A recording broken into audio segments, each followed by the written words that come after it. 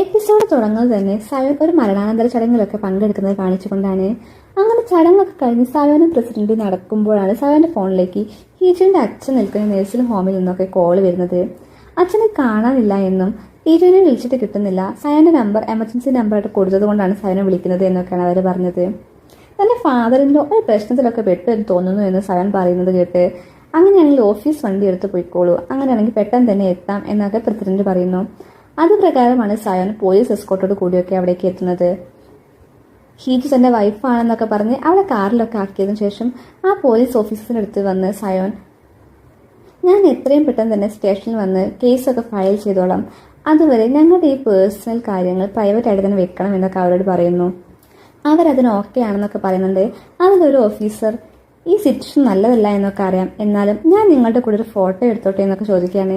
അത് കേട്ട് സയോൻ, നിങ്ങൾ ഈ പ്രോമിസ് കീപ്പ് ചെയ്യുകയാണെങ്കിൽ ഞാൻ കേസ് ഫയൽ ചെയ്യാൻ വരുന്ന സമയത്ത് ഫോട്ടോ എടുക്കാം എന്നൊക്കെ പറഞ്ഞ് അവിടുന്ന് പോവുകയാണ്.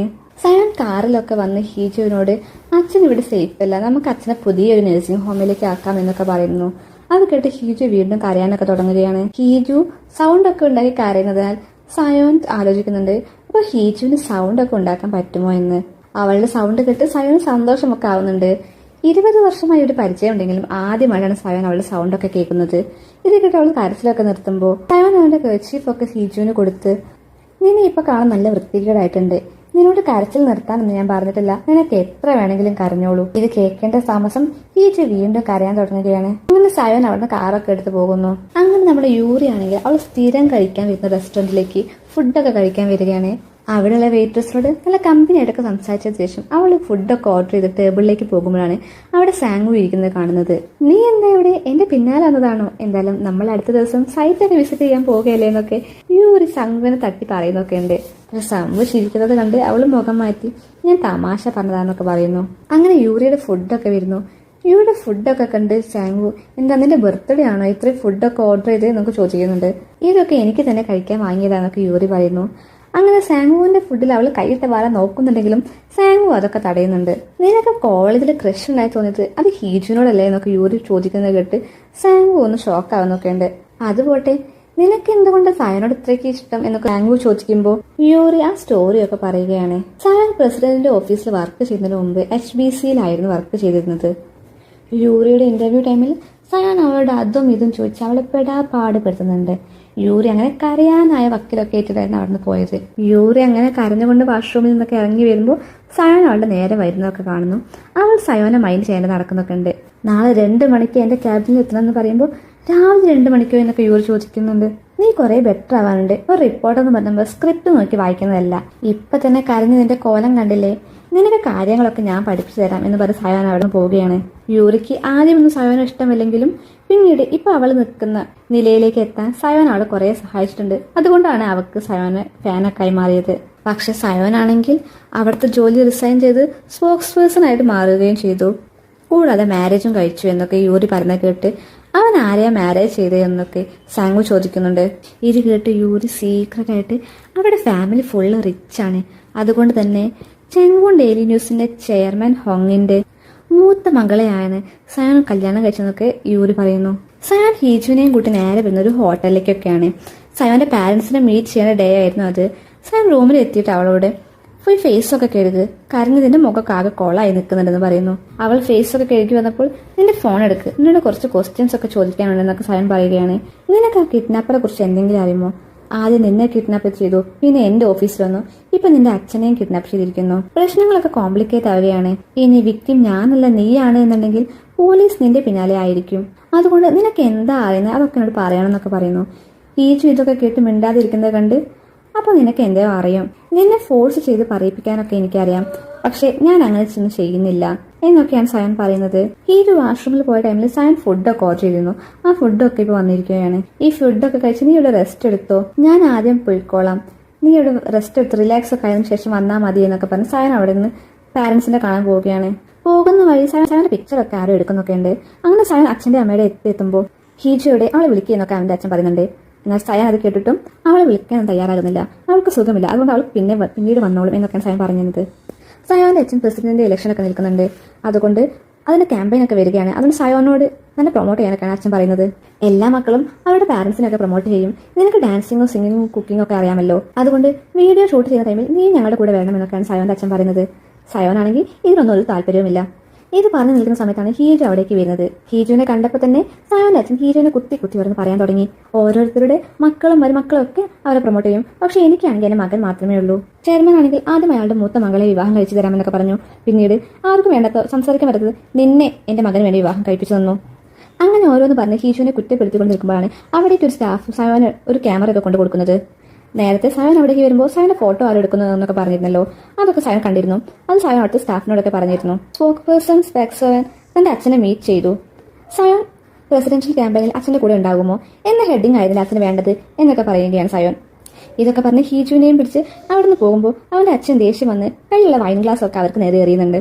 ഗ്ലാസ് ഹീജുവിന് നേരെ വരുന്നത് കണ്ട് സയോൻ അവളെ മാറ്റുന്നൊക്കെയുണ്ട്. സയോൻ ഹീജുവിനെ അവന്റെ ബാക്കിൽ പ്രൊട്ടക്ട് ചെയ്ത് വെക്കുന്നുണ്ട്. സയോന്റെ അച്ഛൻ അവളോട് വന്നിട്ട് നിനക്ക് ഇത്രയ്ക്ക് ധൈര്യമുണ്ടോ, എന്റെ നിഴലിൽ നിന്ന് മാറിയാൽ നീ ആരും വല്ലതാവും എന്നൊക്കെ പറഞ്ഞ കേട്ട് ഞാനിപ്പോൾ നിങ്ങളുടെ നിഴലിലാണെന്ന് നിനക്ക് തോന്നുന്നുണ്ടോ എന്ന് പറഞ്ഞ് സയോൻ അവിടെ നിന്ന് ഹീജുവിനെയും കൂട്ടി പോവുകയാണ്. അങ്ങനെ അവർ ലിഫ്റ്റിലെത്തിയപ്പോൾ ഹീജു അവളുടെ കൈയൊക്കെ വിടുവിക്കാനൊക്കെ നോക്കുന്നുണ്ട്. സയോനാണെങ്കിൽ അവളുടെ കൈ വിടാതെ മുറുക്കെ തന്നെ പിടിച്ചിരിക്കുകയാണ്. നിനക്ക് ഡിവോഴ്സ് വേണമെന്ന് എനിക്കറിയാം, നീ എക്സ്പെക്ട് ചെയ്യാത്തൊരു മാരേജ് ആയിരുന്നു ഇത്. നിനക്ക് സംസാരിക്കാൻ പറ്റാത്തതിനാൽ എന്റെ വീട്ടുകാർ പറഞ്ഞതൊക്കെ നിനക്ക് കേട്ട് നിൽക്കേണ്ടി വരും. സ്വന്തം മക്കളെ വരെ പെട്ടെന്ന് റീപ്ലേസ് ചെയ്യാൻ പറ്റുന്ന ആളുകളാണ് ഇവർ, അതുകൊണ്ട് അവർ പറഞ്ഞതൊന്നും നീ കാര്യമായിട്ട് എടുക്കണ്ട എന്നൊക്കെ സയോൻ അവരോട് പറയുകയാണ്. അങ്ങനെ അവർ വീട്ടിലെത്തിയപ്പോൾ സയോന് ദോജയുടെ കോളൊക്കെ വരുന്നു. നീ വീട്ടിലേക്ക് പോയപ്പോൾ ഞാൻ പിന്നീട് വന്നാളും എന്നൊക്കെ സയോൻ പറയുന്നു. ദോജ സയോനോട് പറയുന്നത് ആ നഴ്സിംഗ് ഹോമിലെ ഇൻസിഡന്റിലെ ഡിറ്റക്റ്റീവ്സ് അവനെ വിളിച്ചിരുന്നു. ആ ക്ലോത്തിൽ കണ്ട ബ്ലഡ് ആനിമൽ ബ്ലഡ് ആണ് എന്നും ആ പല്ലൊക്കെ ഫേക്ക് ആണ് എന്നൊക്കെയാണ് പറഞ്ഞിരുന്നത്. അതിനുശേഷം സയോൻ ദോജയോട് എന്തോ ഹെൽപ്പും ചോദിക്കുന്നുണ്ട്. ഹീജു റൂമിലൊക്കെ എത്തി ഈ ഫോൺ എന്റെ അടുത്ത് നിന്നാൽ ശരിയാവില്ല എന്ന് പറഞ്ഞ് ആ ഫോൺ ഒരു പേപ്പറിലൊക്കെ ആക്കി വേസ്റ്റ് ബാസ്ക്കറ്റിലിട്ട് ആ വേസ്റ്റ് കൊണ്ടിടാൻ പോകുമ്പോഴാണ് സയോൻ അടങ്ങി വരുന്നത്. നീ വേസ്റ്റ് കളയാൻ പോവുകയാണോ, ഞാൻ കൊണ്ട് കളഞ്ഞോളാം എന്ന് പറഞ്ഞ് സയോൻ ആ കവർ വാങ്ങുമ്പോൾ ഹീജു ആ കവർ കൊടുക്കുന്നില്ല. അങ്ങനെ ആ വേസ്റ്റ് കവറിന് വേണ്ടി അവരവിടെ പിടിയും വലിയും കൂടുമ്പോഴാണ് ഹീജുവിന്റെ ഫോണിലേക്ക് ആരോ വിളിക്കുന്നത്. അങ്ങനെ സയോന്റെ ശ്രദ്ധ മാറുമ്പോൾ ഹീജു ആ കവർ വാങ്ങി റൂമിൽ പോയി കോൾ അറ്റൻഡ് ചെയ്യുകയാണ്. അവളുടെ ഓഫീസിലെ സ്റ്റാഫ്സ് എല്ലാവരും കൂടി അവൾ വീഡിയോ കോൾ ചെയ്തായിരുന്നു. അവൾ പ്രസിഡന്റിന്റെ ഓഫീസിൽ സൈൻ ലാംഗ്വേജ് ഇന്റർപ്രറ്ററായിട്ട് ഇന്റർവ്യൂ അറ്റൻഡ് ചെയ്യാൻ പോകുന്നതിനാൽ ഗ്രീറ്റ് ചെയ്യുകയായിരുന്നു അവര്. അവൾ അങ്ങനെ താങ്ക് യു ഒക്കെ പറഞ്ഞ് കോൾ കട്ട് ചെയ്യുമ്പോൾ സയോനും ഡോറിന്റെ അവിടെ നിന്ന് നിനക്ക് ഓൾ ദി ബെസ്റ്റ് ഒക്കെ പറയുന്നു. എനിക്ക് ഈ ജോലി കിട്ടിയാൽ എന്തൊക്കെ നടക്കാൻ പോകുന്നതെന്ന് നിനക്ക് അറിയില്ലേ എന്നൊക്കെ ഹീജു ചോദിക്കുന്നത് കേട്ട് നീ എത്ര കാലം ഒരു നല്ല കുട്ടിയായി ജീവിക്കും, എല്ലാവരും പറഞ്ഞത് കേട്ട് എല്ലാവരുടെയും ഇഷ്ടത്തിനനുസരിച്ച് ജീവിച്ച് നിനക്ക് മതിയായില്ലേ, ഇനി നീ നിനക്ക് ഇഷ്ടമുള്ള പോലെ ജീവിക്കുക എന്ന് സയോൻ പറയുമ്പോൾ അങ്ങനെയാണെങ്കിൽ വരാനുള്ളതൊക്കെ നേരിടാൻ തയ്യാറായിക്കോ എന്ന് പറഞ്ഞ് ഹീജു അവിടെ നിന്ന് പോവുകയാണ്. ആ സമയം സയോന്റെ ഫോണിലേക്ക് ദോജയുടെ മെസ്സേജ് വരികയായിരുന്നു. നേരത്തെ ദോജയുടെ ഒരു ഹെൽപ്പൊക്കെ സയോൻ ചോദിച്ചിരുന്നല്ലോ. ഹീജുവിന്റെ അച്ഛന് ഒരു പുതിയ നഴ്സിംഗ് ഹോം കണ്ടുപിടിക്കാനായിരുന്നു അത് ചോദിച്ചിരുന്നത്. ഇത് പ്രൊസീഡ് ചെയ്തോളെന്നൊക്കെ സയോൻ ദോജയോട് പറയുകയാണ്. അടുത്ത ദിവസം രാവിലെ സയോന്റെ ഓഫീസിൽ കാങ്ങാണെങ്കിൽ ഇന്നെന്ത് സാറ് ലേറ്റ് ആവുന്നേ, സാർ ഇത്രയ്ക്ക് ലേറ്റ് ആവാറില്ലല്ലോ എന്നൊക്കെ പറയുമ്പോൾ സാറിന് വേറെ കുറച്ച് സ്ഥലത്തൊക്കെ പോകാനുണ്ട് എന്ന് ദോജയെ പറയുകയാണ്. ഇവർ രണ്ടുപേരുടെ ഇടയിൽ ചെറുതായിട്ടൊരു കോമ്പറ്റീഷൻ ഒക്കെ തുടങ്ങുന്നുണ്ട്, ആരാണ് സയോനോട് കൂടുതൽ ക്ലോസ് എന്നൊക്കെ അറിയാൻ. അങ്ങനെ സയോൻ ഓഫീസിലേക്ക് വരുമ്പോൾ രണ്ടാരും ഒരേ ടൈമിൽ സയോനെ കാണാൻ വേണ്ടി പോവുകയാണ്. ഞാൻ ഫസ്റ്റ് സാറെ കാണാൻ പോകും, എനിക്ക് അർജന്റായ കാര്യം പറയാനുണ്ട് എന്ന് ദോജയെ പറയുമ്പോൾ സ്റ്റാങ്ങും വിട്ടുകൊടുക്കാതെ എനിക്ക് അർജന്റായ കാര്യം പറയാനുണ്ട്, എന്റെ കാര്യവും ഇമ്പോർട്ടൻ്റ് ആണ് എന്ന് പറയുന്നു. അങ്ങനെ അവരവിടെ കിടന്ന് അടി ഉണ്ടാക്കുമ്പോൾ സയോൻ ദോജയെ റൂമിലേക്ക് വിളിക്കുകയാണ്. ദോജയാണെങ്കിൽ കണ്ടോ സാറിന് എന്നെയാണ് ഇഷ്ടം എന്ന ഭാവത്തിൽ ഉള്ളോട്ട് കയറുകയാണ്. കാരണം അവിടെ എന്ത് നടക്കുന്നതെന്ന് കാണാൻ വേണ്ടി പുറത്ത് നിൽക്കുന്നത് കണ്ട് ദോജെ അവിടുത്തെ കർട്ടൻസ് ഒക്കെ ക്ലോസ് ചെയ്യുന്നുണ്ട്. ദോജ സയോനോട് സാങ്കുവിന്റെ ഡീറ്റെയിൽസ് ഒക്കെ പറഞ്ഞു കൊടുക്കുകയാണ്. സാങ്കു തന്റെ ചാനലിൽ ഇപ്പോഴും തെളിയിക്കപ്പെടാതിരിക്കുന്ന ബോംബ് ബ്ലാസ്റ്റിനെ കുറിച്ചുള്ള കുറെ കേസിന്റെ വീഡിയോസ് ഒക്കെ ചെയ്തിട്ടുണ്ട് എന്നും കറന്റ്ലി HBC ചാനലിൽ ഒരു ക്രൈം റിപ്പോർട്ടൊക്കെ അറ്റൻഡ് ചെയ്യുന്നുണ്ട് എന്നൊക്കെ പറയുന്നു. ദോജ ഇറക്കിയതിനു ശേഷം കാങ് അവിടേക്ക് പോയി സൈൻ ലാംഗ്വേജ് ഇന്റർപ്രറ്ററിന്റെ കാൻഡിഡേറ്റ്സിന്റെ ലിസ്റ്റൊക്കെ സയോന് കൊടുക്കുകയാണ്. അതിൽ ഹീജുവിന്റെ ആപ്ലിക്കേഷനും ഉണ്ട്. അങ്ങനെ ഇന്റർവ്യൂ ഒക്കെ നടക്കുകയാണ്. സയോൻ ഇതിനു മുമ്പ് നടത്തിയ സ്പീച്ചൊക്കെ സൈൻ ലാംഗ്വേജിൽ കാണിക്കാനൊക്കെ ആയിരുന്നു ഇന്റർവ്യൂവിൽ. ഹീജുവിനാണെങ്കിൽ വീഡിയോ കാണുമ്പോൾ തന്നെ അത് ഏത് ഇയറിൽ എവിടെ വെച്ച് എന്തിനെ കുറിച്ചാണ് സയോൻ പറഞ്ഞത് എന്നൊക്കെ അറിയാം. അങ്ങനെ ഹീജു ഇന്റർവ്യൂ ഒക്കെ അറ്റൻഡ് ചെയ്യുകയാണ്. സയോൻ തന്റെ റൂമിൽ നിന്ന് ഇന്റർവ്യൂ ഒക്കെ കാണുന്നുണ്ടായിരുന്നു. പെട്ടെന്നാണ് സയോൻ അത് ശ്രദ്ധിക്കുന്നത്. അങ്ങനെ കാങ്ങിന്റെ ഫോണിലേക്ക് ഒരു കോളൊക്കെ വരികയാണ്. കോൾ വരുന്നത് ചെയ്തതിനു ശേഷം കാങ് അവിടെയുള്ളവരോടൊക്കെ എന്തോ തന്നെ ചെവിയിൽ പോയി പറയുന്നുണ്ട്. വേറെ ഒന്നും തന്നെയല്ല, സയോൻ അവിടേക്ക് വരുന്നുണ്ടായിരുന്നു. സയോൻ അവിടെ എത്തി ഹീജുവിനോട് ഇന്റർവ്യൂ ചോദിക്കാൻ പോകുന്ന ചോദ്യത്തിനെ കുറിച്ച് നിനക്ക് ആദ്യമേ അറിയാമായിരുന്നു, ചില സമയം ഞാൻ പറയുന്നതിന് മുമ്പേ തന്നെ നിന്റെ കൈയൊക്കെ മൂവ് ചെയ്യുന്നുണ്ട് എന്നൊക്കെ പറയുന്നത് കേട്ട് ഞാൻ ഇതൊക്കെ പ്രാക്ടീസ് ചെയ്തതാണെന്ന് ഹീജു പറയുന്നു. ഇത് കേട്ട് വേറെ കുറെ വീഡിയോസ് വെച്ച് ഹീജുവിനെ കൊണ്ട് ചെയ്യിപ്പിക്കുന്നുണ്ടെങ്കിലും എല്ലാം തന്നെ ഇതായിരുന്ന അവസ്ഥ. ഇനി ഏത് വീട് തന്നെ ഇടുകയാണെങ്കിലും ഇത് തന്നെ ആയിരിക്കും റിസൾട്ട് ഉണ്ടാവുക എന്നൊക്കെ ഹീജു പറയുന്നു. പല വർഷങ്ങളായിട്ട് പല സ്ഥലങ്ങളിലായിട്ട് പല ടോപ്പിക്കിനെ കുറിച്ച് പറഞ്ഞതൊക്കെ നിനക്ക് നിസ്സാരമായി പറയാൻ പറ്റുന്നു. ഇതൊക്കെ എങ്ങനെ ഒരാൾക്ക് ഓർത്തിരിക്കാൻ പറ്റുക എന്നൊക്കെ സയോൻ ചോദിക്കുമ്പോൾ ഞാൻ ക്രേസി ആയിരുന്നു എന്ന് ഹീജു പറയുന്നു.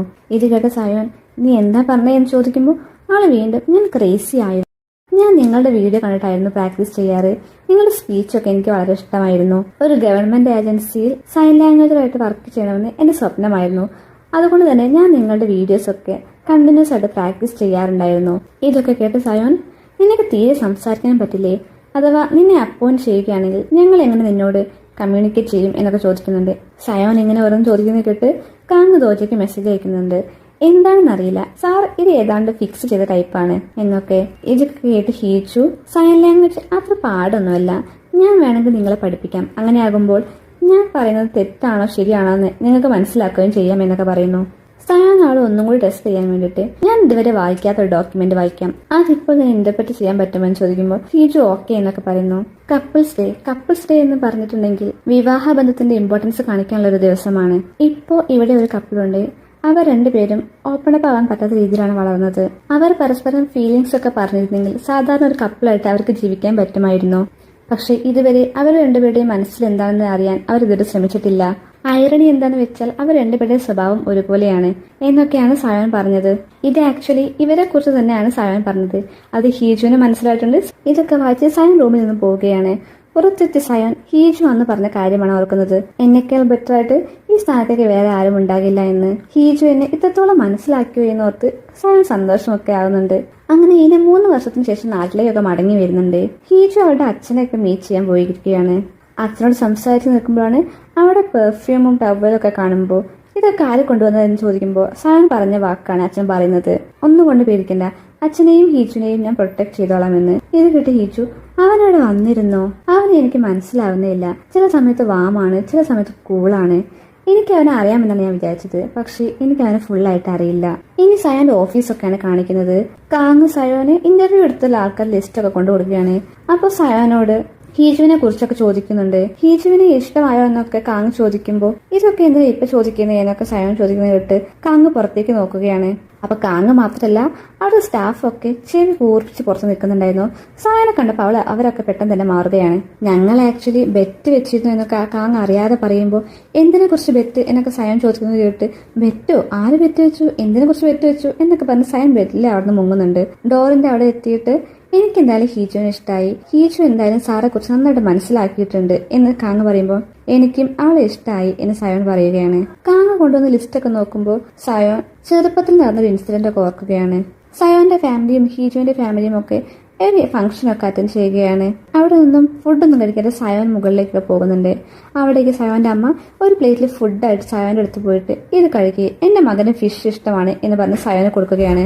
സയോൻ ആ ഫിഷൊക്കെ ഇഷ്ടമില്ലാതെ വായിലിടുന്നുണ്ടെങ്കിലും അവന്റെ അമ്മ പോയും പാട് അവൻ അതൊക്കെ തുപ്പി കളയുന്നുണ്ട്. അങ്ങനെ അവർ മുകളിൽ നിന്ന് നോക്കുമ്പോൾ ഹീജുവിന്റെ അമ്മ ഹീജുവിനെ ചീത്ത പറഞ്ഞാണ് കാണുന്നത്. ഹീജു വിശന്ന് ഫുഡൊക്കെ എടുക്കാൻ പോകുമ്പോൾ നീ ഈ ഫുഡൊന്നും എടുക്കരുത്, നിന്റെ ചേച്ചിയെ കണ്ടുപഠിക്കുക, അവിടെ പോയി ഇരിക്കുക എന്നൊക്കെ പറഞ്ഞ് അമ്മ ആള് ചീത്ത പറഞ്ഞയക്കുകയാണ്. ഹീജു ആരോ കഴിച്ച ഫുഡിന്റെ ബാക്കിയൊക്കെ എടുത്ത് കൊണ്ടുവരുമ്പോൾ സയോൻ അവിടെ കൈയും പിടിച്ച് ഒരു സ്ഥലത്തേക്ക് കൊണ്ടുപോവുകയാണ്. എന്നിട്ട് സയോൻ അവനെ കൊടുത്ത ഫുഡൊക്കെ ഹീജുവിന് കൊടുക്കുന്നുണ്ട്. നിന്റെ പേരെന്താ എന്നൊക്കെ സയോൻ ചോദിക്കുമ്പോൾ ഹോങ് ഹീജു എന്നൊക്കെ അവന്റെ കയ്യിൽ ഹീജു എഴുതി കൊടുക്കുന്നൊക്കെയുണ്ട്. ഇതൊക്കെ ഓർത്ത് നിൽക്കുമ്പോഴാണ് സയോൻ നീ ഇത്രയ്ക്ക് പെട്ടെന്ന് വലുതായോ എന്നൊക്കെ ഓർക്കുന്നത്. ഈ സമയമാണ് സയോന്റെ ഫോണിലേക്ക് ഹീജു അച്ഛനെ പുതിയ നഴ്സിംഗ് ഹോമിലേക്ക് മാറ്റിയതിന് താങ്ക് യു ഒക്കെ പറഞ്ഞ് മെസ്സേജ് അയക്കുന്നത്. ആ സമയം ഹീജുവിന്റെ ഫോണിലേക്ക് നോട്ടിഫിക്കേഷൻ വരികയാണ്. അവൾ അതൊക്കെ ഓപ്പൺ ചെയ്ത് നോക്കുമ്പോൾ ഹൊങ്ങിന അവിടെ എത്തിയെന്നൊക്കെ കൊറിയയിൽ എത്തിയെന്നൊക്കെ അവൾക്ക് മനസ്സിലാവുകയാണ്. അപ്പോൾ വിവാഹ സമയം നടന്ന കാര്യങ്ങളൊക്കെ അവൾ ഓർക്കുകയാണ്. അവൾ അവളുടെ മാരേജ് റിംഗ് ഒക്കെ എടുക്കുമ്പോൾ സയോൻ എന്ന് പറഞ്ഞ വാക്കാണ് അവൾ ഓർക്കുന്നത്. ഇതിന് റിയൽ ആയിട്ടുള്ള ഓണർ വന്നാൽ ഇത് തിരിച്ചു കൊടുക്കണം, അതുവരെ നീ സൂക്ഷിച്ചു വെച്ചേക്ക് എന്ന്. അപ്പോൾ ഇന വന്ന സ്ഥിതിക്ക് ഇത് കൊടുക്കണമോ എന്നൊക്കെ ഓർത്ത് അവൾ അന്ന് എടുത്തു വെച്ച ഫോണൊക്കെ അവൾ തപ്പിയെടുക്കുകയാണ്. യൂറി കപ്പ് നൂഡിൽസ് ഒക്കെ ഉണ്ടാക്കാൻ ടൈമറൊക്കെ വെച്ച് നിൽക്കുമ്പോഴാണ് സയോൻ അവളുടെ ഫോണിലേക്ക് വിളിക്കുന്നത്. അവൾ എക്സൈറ്റഡ് ആയിട്ട് ഫോൺ എടുക്കുമ്പോൾ സയോൻ പറയുന്നത് എനിക്ക് 3 മിനിറ്റ് സമയമുള്ളൂ എന്ന്. ഇത് കേട്ട് യൂറി നീ നൂഡിൽസ് ഉണ്ടാക്കുകയാണെന്ന് ചോദിക്കുമ്പോൾ നൂഡിൽസോ, ഞാൻ ഡ്രൈവ് ചെയ്യുകയാണ് എന്ന് സയോൻ പറയുകയാണ്. സാങ്വുവിനെ കുറിച്ചായിരുന്നു സയോൻ ചോദിച്ചത്. സാങ്വുവിന്റെ ഡീറ്റെയിൽസ് പറഞ്ഞതിനിടയ്ക്ക് അവൻ ഓർഫനേജിലാണ് വളർന്നതെന്ന് അവൾ അറിയാതെ പറഞ്ഞു പോവുകയാണ്. ഓർഫനേജിലോ? ന്യൂറി ഡ്രീം സെന്ററിലാണോ എന്നൊക്കെ സയോൻ ചോദിക്കുകയാണ്. ഇത് കേട്ട് യൂറി അതെങ്ങനെ നിങ്ങൾക്കറിയാമെന്ന് ചോദിക്കുമ്പോൾ എൻ്റെ ടൈം കഴിഞ്ഞു പറഞ്ഞ് സായം ഒറ്റ കട്ടാക്കലാണ്. 10 മണിയായപ്പോൾ ഹീജു കിഡ്നാപ്പറുടെ ഫോണിൽ നിന്ന് സായോനെ കോൾ ചെയ്യുകയാണ്. ഹീജുവിനെ ഡിവോഴ്സ് ചെയ്തിട്ട് എനിക്ക് എന്താ കിട്ടാനുള്ളത് എന്ന് നീ ചോദിച്ചില്ലേ? ഇന്ന അവൾ വന്നാൽ അവൾക്കൊരു സ്ഥാനം വേണം. ഹീജുവിനെ ഒഴിവാക്കി ഇനയെ നീ സ്വീകരിക്കണം എന്ന് ഹീജു പറഞ്ഞത് ഇത് കേട്ട് സയോൻ ഇന മാരേജിന് തലേന്ന് പോകുന്നതിന് മുമ്പ് ലാസ്റ്റായിട്ട് കണ്ട ആള് ഞാനാണ് എന്ന് പറയുകയാണ്. ഇത് കേട്ട് ഹീജു ലാസ്റ്റായിട്ടോ നിങ്ങൾ എന്താ പറഞ്ഞത് എന്ന് ചോദിക്കുമ്പോൾ ഞങ്ങളൊരു ഡീല് വെച്ചു. ആ ഡീല് പ്രകാരം എനിക്ക് എന്റെ വൈഫ് ആവാൻ ഇനി സാധിക്കില്ല. ഇനി നിനക്ക് എന്ത് പറഞ്ഞ ബ്ലാക്ക്മെയിൽ ചെയ്യാനുള്ളത് എന്ന് സയോൻ ചോദിക്കുമ്പോൾ അത് കേട്ട് ഹീജു പെട്ടെന്ന് തന്നെ കോള് കട്ട് ചെയ്യുകയാണ്. ആ സമയത്ത് തന്നെയാണ് സയോൻ വീട്ടിലേക്ക് വരുന്നത്. ആ വരുന്ന സൗണ്ട് കേട്ട് ഹീജു പെട്ടെന്ന് തന്നെ ഫോണൊക്കെ കിച്ചണിൽ ഒളിപ്പിച്ചിട്ടൊക്കെ വെക്കുന്നുണ്ട്. സയോൻ വന്നിട്ട് നീ നന്നായിട്ട് ഇന്റർവ്യൂവിൽ അറ്റൻഡ് ചെയ്തു, പക്ഷെ ഫൈനൽ റിസൾട്ട് വന്നിട്ടില്ല, അതുകൊണ്ട് വലിയ ഹോപ്പ് ഒന്നും കൊടുക്കണ്ട. ചെയർമാന്റെ ആനിവേഴ്സറി ഫംഗ്ഷന് ഞാൻ അറ്റൻഡ് ചെയ്യുന്നുണ്ട് എന്ന് പറഞ്ഞ് സയോൻ അവിടെ നിന്ന് പോവുകയാണ്. ഇതെന്താ പെട്ടെന്ന് ഇനി വന്നത് സയോൻ അറിഞ്ഞോ എന്നൊക്കെ ഹീജോട് ഓർത്തിരിക്കുകയാണ്. അങ്ങനെ ചാങ്വോൺ ഡെയിലി ന്യൂസിന്റെ 70ാമത്തെ ആനിവേഴ്സറി ഫംഗ്ഷൻ നടക്കുകയാണ്. അവിടേക്ക് ഹീജു ഒക്കെ വരുന്നുണ്ട്. ഹീജുവിനെ കണ്ടപ്പോൾ തന്നെ അവളുടെ അമ്മ അവളെ മാറ്റി നിർത്തി.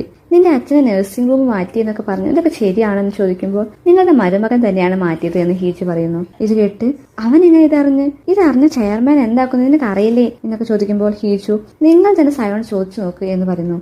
എന്തായാലും എനിക്ക് കുഴപ്പമില്ല, ഇനി അച്ഛന് വേണ്ടി ഞാൻ പൈസ ചെലവാക്കണ്ടല്ലോ എന്ന് പറഞ്ഞ് അവളിട്ട് ഡ്രസ്സിൽ നിന്ന് കോട്ടും വലിച്ചൂരി അമ്മ അവിടെ നിന്ന് പോവുകയാണ്. ഹീജു വാഷ്റൂമിൽ ഇരിക്കുമ്പോൾ 2 സ്ത്രീകൾ സംസാരിക്കുന്നതൊക്കെ അവൾ കേൾക്കുകയാണ്. നീ സയോനെ കണ്ടോ? അവൻ ആകെ മാറി. ഇനി ഇന്ന് ഇങ്ങോട്ടേക്ക് വരുമോ എന്നൊക്കെ ചോദിക്കുമ്പോൾ മറ്റേ ഗേള് അവൾ മാരേജിന് ശേഷം ഇതുവരെ ഫേസ് റിവീൽ ചെയ്തിട്ടില്ലല്ലോ. എന്തായാലും അവളുടെ അനിയത്തി വന്നിട്ടുണ്ട്. അവളുടെ അനിയത്തി ഒരു അറ്റൻഷൻ സീക്കറാണ്. എവിടെ പോയാലും അവളുടെ അനിയത്തി ഉണ്ടാകും എന്നൊക്കെ പറഞ്ഞ് അവർ അവിടെ നിന്ന് പോവുകയാണ്. ഇതൊക്കെ ഹീജു ഉള്ളിൽ നിന്ന് കേൾക്കുന്നുണ്ടായിരുന്നു. അവൾ അങ്ങനെ പുറത്ത് വന്നപ്പോൾ സയോൻ കുറെ പേര് സംസാരിച്ചിരിക്കുന്നതാണ് കാണുന്നത്. അവൾ അങ്ങനെ ഒരു വൈൻ ഗ്ലാസ് എടുത്ത് ടെറസിന്റെ മുകളിലേക്കൊക്കെ പോവുകയാണ്. അവൾ വൈനൊക്കെ കുടിച്ച് ആകെ സങ്കടപ്പെട്ട് കിഡ്നാപ്പറിന്റെ ഫോണിൽ നിന്നും സയോനെ കോൾ ചെയ്യുകയാണ്. സയോൻ കോൾ അറ്റൻഡ് ചെയ്തപ്പോൾ നിന്റെ മാരേജിന് തലേന്ന് നിന്റെ ഫിയാൻസി ഓടിപ്പോയി. ആ സ്ഥാനത്തേക്ക് ഹീജു വന്നു. നിനക്ക് എന്താ തോന്നിയിരുന്നത്? എന്തായാലും നിനക്കത് ഇഷ്ടപ്പെട്ടിട്ടുണ്ടാവില്ല എന്നൊക്കെ ഹീജു പറയുമ്പോൾ എനിക്ക് രണ്ടും ഒരുപോലെ ആയിരുന്നു എന്ന് സയോൻ പറയുന്നു. ഇത് കേട്ട് ഹീജു ശരിയാണ്, അവളെ കുറിച്ച് എന്താ ഉപകാരം? അവൾ ഉണ്ടെങ്കിലും ഇല്ലെങ്കിലും ഒരുപോലെ തന്നെയല്ലേ. അവള് ഗ്ലൂമിയാണ്, അവൾക്ക് സോഷ്യൽ സ്കിൽ ഇല്ല.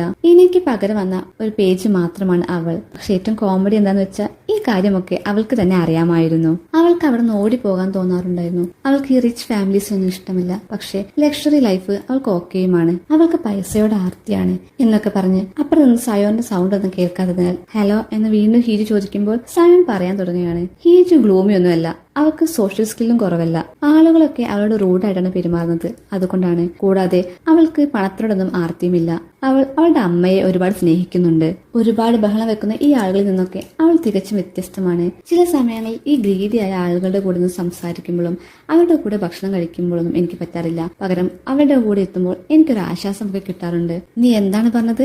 അവളൊരു പകരം വന്ന പേജാണെന്നോ? എന്നാൽ ശ്രദ്ധിച്ചു കിട്ടുള്ളൂ, അവളൊരു സപ്ലിമെന്ററി പേജ് ഒന്നുമല്ല. അവളൊരു ബ്രാൻഡ് ന്യൂ ലാംഗ്വേജ് ആണ്. അവൾ ഹീജു ആവാൻ വേണ്ടി 1000 തവണ ഒരേ ഹാൻഡ് മൂവ്മെന്റ്സ് റിപ്പീറ്റ് ചെയ്യാറുണ്ട്. അതുകൊണ്ട് എന്റെ വൈഫിനെ കുറിച്ച് ഇങ്ങനെയൊന്നും പറയരുത് എന്നൊക്കെ സയോൻ പറയുന്നത് കേട്ട് ഹീജു നന്നായിട്ട് കരയുന്നുണ്ട്. ഇതൊക്കെ കേട്ട് ഹീജു എന്നിട്ട് നീ എന്തിനാ അവൾ ഇൻവിസിബിൾ ആയ പോലെയൊക്കെ ജീവിച്ചത്? നിനക്ക് അവൾ നന്നായിട്ട് അറിയാമെന്നല്ല പറഞ്ഞത്. എന്നിട്ട് നിങ്ങളൊരു കപ്പിളല്ല എന്നൊക്കെ എന്തിനാണ് അവളോട് പറഞ്ഞത്? ഇതൊക്കെ പറഞ്ഞു നിൽക്കുമ്പോഴാണ് ടെറസിലേക്ക് ആരെ വേഗം സൗണ്ട് കേൾക്കുന്നത്. അങ്ങനെ അവൾ തിരിഞ്ഞു നോക്കുമ്പോൾ സയോൻ അവിടേക്ക് എത്തിയിരുന്നു. സയോനെ കണ്ട് അവൾ ആകെ ഷോക്കായി നിൽക്കുകയാണ്. സയോനും അവളെ കണ്ട് ഷോക്കായി നിൽക്കുകയാണ്. അവളൊരു ഫോണൊക്കെ പിടിച്ചിരിക്കുന്നതായിരുന്നല്ലോ.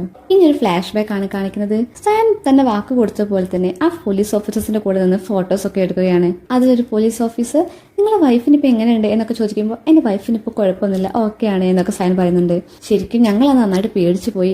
നിങ്ങളുടെ വൈഫിന് പാനിക് അറ്റാക്ക് വരുമോ എന്ന് ഞങ്ങൾ പേടിച്ചു പോയി എന്നൊക്കെ പറയുമ്പോൾ സയോൻ പാനിക് അറ്റാക്കോ എന്ന് ചോദിക്കുമ്പോൾ അതെ, അവരുടെ ഫേസൊക്കെ ആകെ മാറിയിരുന്നു.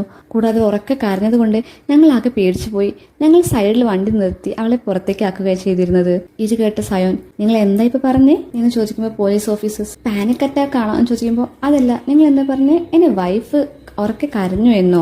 എന്റെ വൈഫ് അങ്ങനെ ചെയ്തോ എന്ന് ചോദിക്കുമ്പോൾ അവർ തമ്മിൽ അങ്ങോട്ടും ഇങ്ങോട്ടും നോക്കുന്നുണ്ട്. അവർ തെളിവിന് വേണ്ടി സയോൻ ഒരു ഫൂട്ടേജ് ഒക്കെ കൊടുത്തിട്ടുണ്ട്. അന്ന് കാറിൽ നടന്ന ഇൻസിഡന്റിനെ കുറിച്ചൊക്കെ ആയിരുന്നു അത്. അതിലാണെങ്കിൽ ഹീജു ഉറക്കെ കരയുന്നൊക്കെ ഉണ്ടായിരുന്നു. എന്നെ പുറത്തേക്ക് വിടൂ, എനിക്ക് ഇവിടെ നിന്ന് ശ്വാസം വിടുന്നുണ്ട്, എന്നെ എങ്ങനെയെങ്കിലും പുറത്തേക്ക് വിടൂ എന്നൊക്കെ പറഞ്ഞ് അവൾ ഉറക്കെ ബഹളം വെക്കുന്നൊക്കെ ഉണ്ടായിരുന്നു. സയോൻ ഇതൊക്കെ കേട്ട് ആകെ ഷോക്ക് ആവുന്നുണ്ട്. അവൻ ദേഷ്യം വന്ന് വണ്ടി എടുത്ത് പോവുകയാണ്. അവൻ വണ്ടി ഓടിക്കുമ്പോഴും അവൾ പറഞ്ഞ സൗണ്ടൊക്കെയാണ് അവൻ ഓർക്കുന്നത്. ആദ്യമൊക്കെ ദേഷ്യമുണ്ടെങ്കിലും പിന്നീട് സയോൻ സന്തോഷമാവുകയാണ്. ഹീജുവിന് സംസാരിക്കാൻ പറ്റുമെന്നൊക്കെ ഓർത്ത് സയോൻ നിന്ന് ചിരിക്കുന്നൊക്കെയുണ്ട്. അങ്ങനെ 20 വർഷങ്ങൾക്ക് ശേഷം ഹീജു സംസാരിക്കാൻ പറ്റുമെന്നും ഹീജുവിന്റെ സൗണ്ടും ഒക്കെ കേട്ടുകൊണ്ട് ഇന്നത്തെ എപ്പിസോഡ് ഇവിടെ അവസാനിക്കുകയാണ്. വീഡിയോ ഇഷ്ടമായാൽ ലൈക്ക് ചെയ്യണേ, സബ്സ്ക്രൈബ് ചെയ്യണേ, കമന്റ് ചെയ്യണേ. ശേഷം അടുത്ത എപ്പിസോഡിൽ